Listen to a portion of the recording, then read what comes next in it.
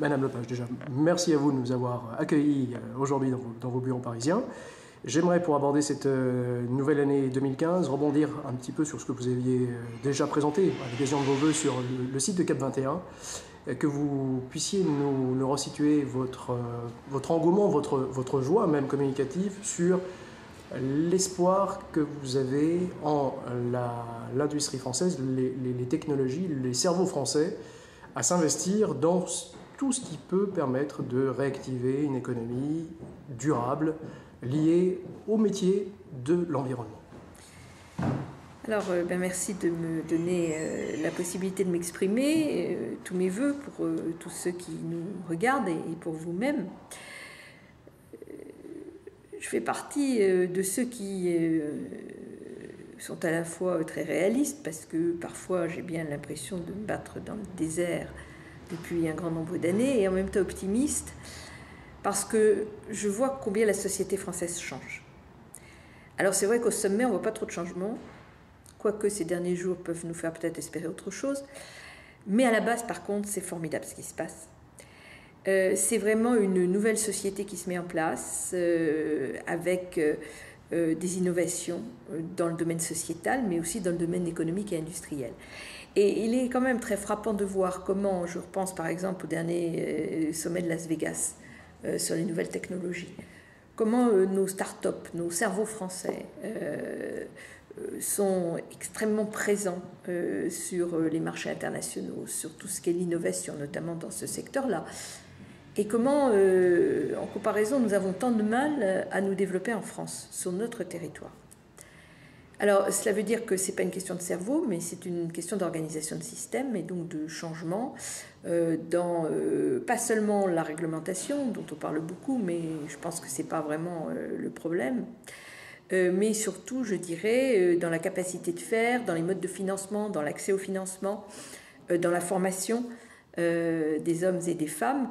Et je pense qu'à partir du moment où il y a une vraie volonté commune de tirer dans la même direction, ça doit fonctionner. Il n'y a aucune raison que ça ne marche pas. Voilà, donc de ce côté-là, je suis pleine d'espérance parce que on voit que là où, je pense notamment aux collectivités locales, il y a une impulsion politique qui est donnée, par exemple sur l'autonomie énergétique des territoires, ça fonctionne. Alors bien sûr, nous avons des lobbies très puissants en France, je pense notamment au lobby nucléaire, mais pas seulement, qui sont en capacité de bloquer bien des initiatives.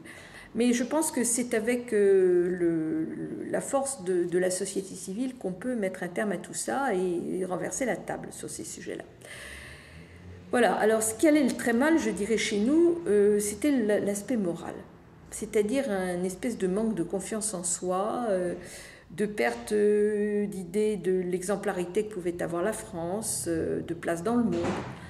Et paradoxalement, la tragédie que nous avons vécue avec l'assassinat de 17 personnes, parce qu'il n'y a pas que les 12 de Charlie, il y a aussi les 4 de la supérette cachère, plus la policière municipale de Montrouge, qui en fait gardait une école juive à Montrouge, c'est ça le fond de l'histoire. Tout ceci nous a ramenés aux fondamentaux. Et c'est-à-dire qu'est-ce que c'est que la nation française. Et la manière dont le peuple français a répondu est absolument formidable. On a tous à l'esprit cette immense manifestation de dimanche, mais moi j'ai aussi à l'esprit la manifestation de mercredi soir, qui s'est faite de manière totalement spontanée.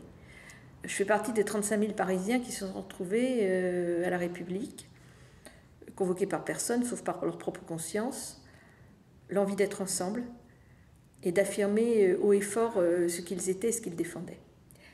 Et ça, c'est un espoir absolument formidable, c'est-à-dire une réappropriation par chacun d'entre nous de son propre destin et de la volonté d'imposer ce que nous sommes, à nous-mêmes et au reste du monde. Et la grande réussite du président Hollande d'avoir amené à Paris, sur le pavé parisien, ça s'est fait nulle part ailleurs dans le monde, hein, jamais.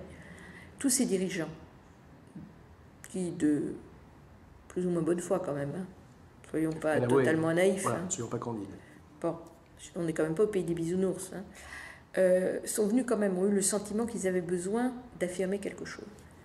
est très important, c'est-à-dire cette volonté d'affirmer la liberté d'expression et au-delà de la liberté d'expression, la valeur universaliste de la déclaration d'abord des droits de l'homme, puis de la déclaration universelle des droits de l'homme.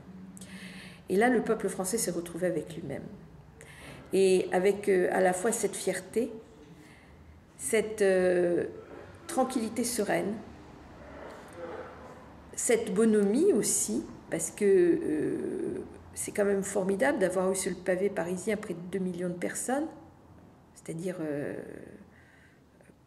plus de la moitié de Paris, sans qu'il y ait un incident.